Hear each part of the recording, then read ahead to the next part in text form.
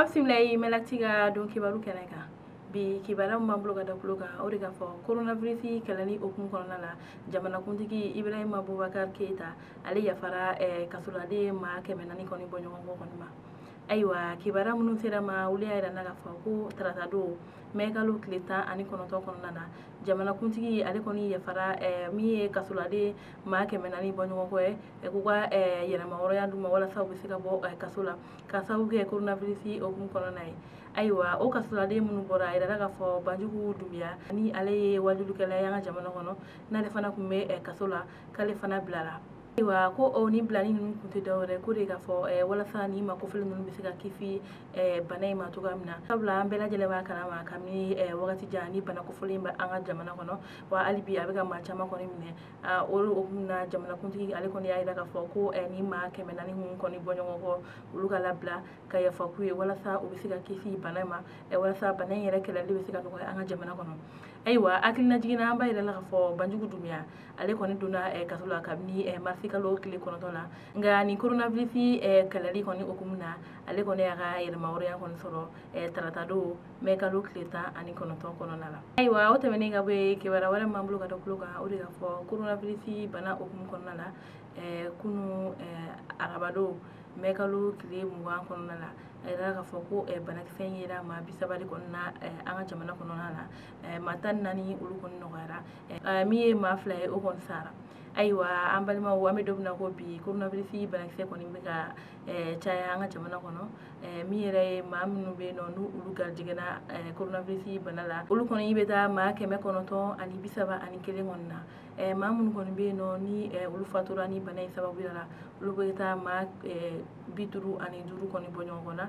maa minnu kɔni bɛ yen ni ala kɔni ye lafiya di olu ma olu bɛ taa maa 100 olu kɔni bɛ taa maa 543 kɔni bɔ ɲɔgɔn kɔ na hali bi an bɛ dugawu kɛ ala ka ni banakisɛ in kɔni ta ka bɔ an ka jamana kɔnɔ.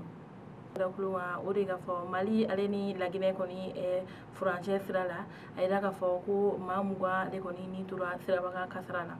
Ayiwa kibaruya minnu sera ma olu y'a yira ka fɔ minisiriso min sigilen bɛ taama koɲɛw kunna olu kɔni bɔra ka kibaruya kɛ tarata don mai kalo tile 19 la min ye Solabuguda Narena ye o kɔni sira la ani Bamakɔ cɛla la ko camion dɔ ale ni mobili fitinin dɔ n'o o sotramalama don ko olu kɔni ye karida ɲɔgɔn na ka kɛ kasara jugu kɔni ye. Ayiwa ko o kasara in kɔni na a yirala ka fɔ maa 20 de kɔni ni tora la. Ayiwa o maa 20 na a yirala ka fɔ ko maa 9 kɔni bɛ muso ye ani maa 11 kɔni bɛ yen nɔ olu joginna kosɛbɛ wa maa joginnen minnu kɔni bɛ yen nɔ ko fɛɛrɛ kɛra walasa olu bɛ se ka na Bamakɔ dɔgɔtɔrɔsoba dɔ la ni o ye Gabriel Ture ye walasa u bɛ se ka furakɛ cogoya min na. Ayiwa an b'a yirala ka fɔ maa minnu sigilen don siraba koɲɛw kunna ale ni an ka finitigiw olu kɔni y'a yira ka fɔ ko ni siraba kasara in kun tɛ dɔwɛrɛ ko de ka fɔ mobili bolikojugu o dɔrɔn de bɛ se ka kɛ sababu ye ni siraba kasara in na wa ko a laɲininen don bɛɛ lajɛlen fɛ ko bɛɛ ka mobili boli dɔɔni dɔɔni ni wagati in na kɛrɛnkɛrɛnnenya la an bɛ seli. Ayiwa kibaruya kuncɛla kibaruya wɛrɛ min b'an bolo ka da kulo kan o de ka fɔ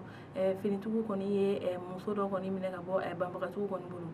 Ayiwa kibaruya minnu sera ma olu y'a yira ka fɔ ko tarata don mai kalo tile 19 la Mali gouvernement maaw kɔni bɔra ka sɛbɛn dɔ kɔni ci sɛbɛn min na o y'a yira ka fɔ ko an ka finitigiw kɔni ye baara dɔ kɛ baara min hukumu kɔnɔna la n'u sera muso dɔ kɔni bɛ yen nɔ ni ale si bɛ taa san 26 la ko ale tun bɛ jɔnyala Majugu kɔni bolo nka ko ni finitigi ninnu kɔni sera ka ni muso tɔgɔla in kɔni minɛ ka bɔ ninnu bolo. Ayiwa ko muso in yɛrɛ kɔni u kɔni taara sɔrɔ muso in sigilen kɔni de bɛ